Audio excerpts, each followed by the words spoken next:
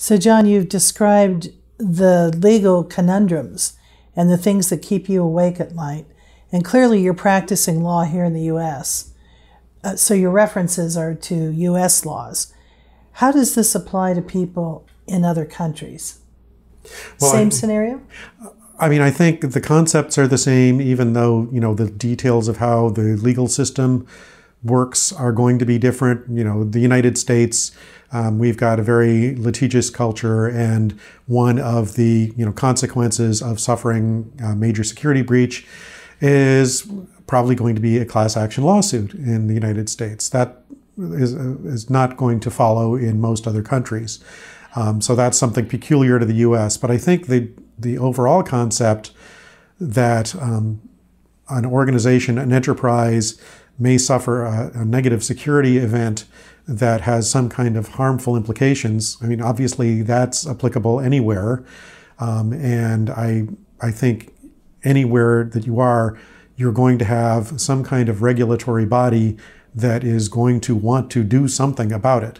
Whether it's the same sort of penalty regime we see, whether it's maybe some kind of, we're going to take over your operations for a bit and fix you whether you want to be fixed or not, which is not something that happens in the U.S. But, that might be something you'd get in another kind of, legal environment.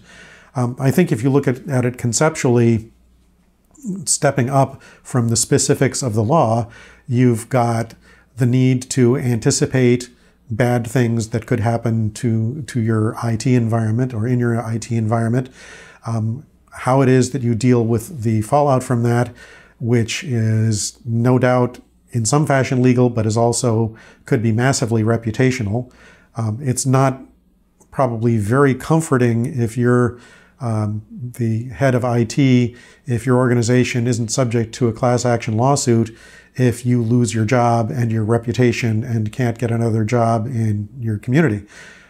So, there are good reasons, quite apart from the particular U.S. legal environment, to take the same concepts and say, okay, we really want to make sure that we're covering ourselves so that we don't have those bad events and we're ready to address them. And I guess I would say, that's one of the biggest things for me that I've learned over the years is work with the concept of risk and be aware that since what you're doing is managing risk, at the end of the process, you're left with some residual risk.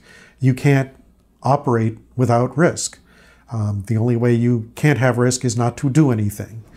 And that's not an acceptable alternative. So you need to be as clear as possible about the risks that you do face to your legal people, to your operational people, internally with IT, and with the choices you need to make to address and manage those risks.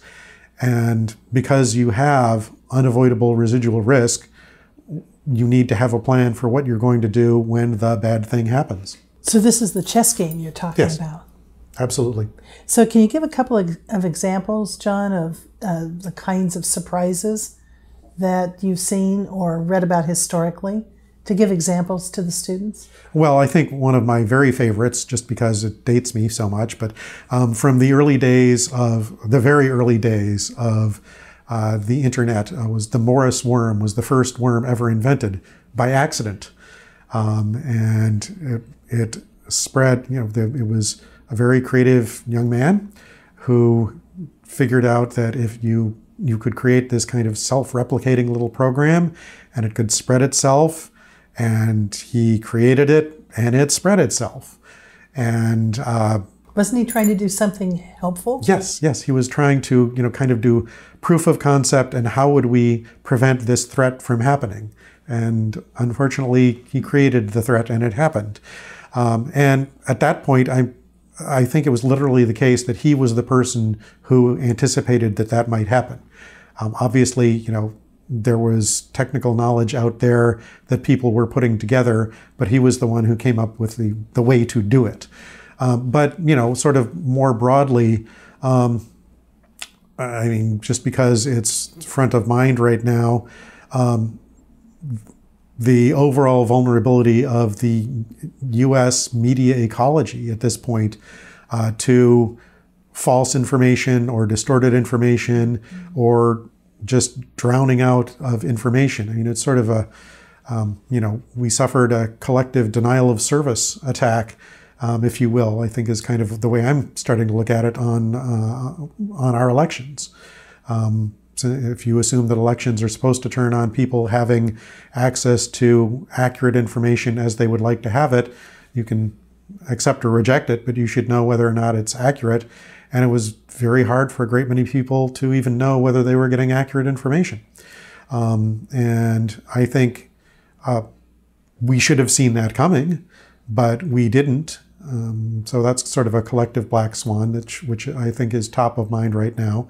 But I mean, as you go through lots of examples of the very first major database breach, which was actually the California State Comptroller database. As comptroller there, that's the state financial administrative entity.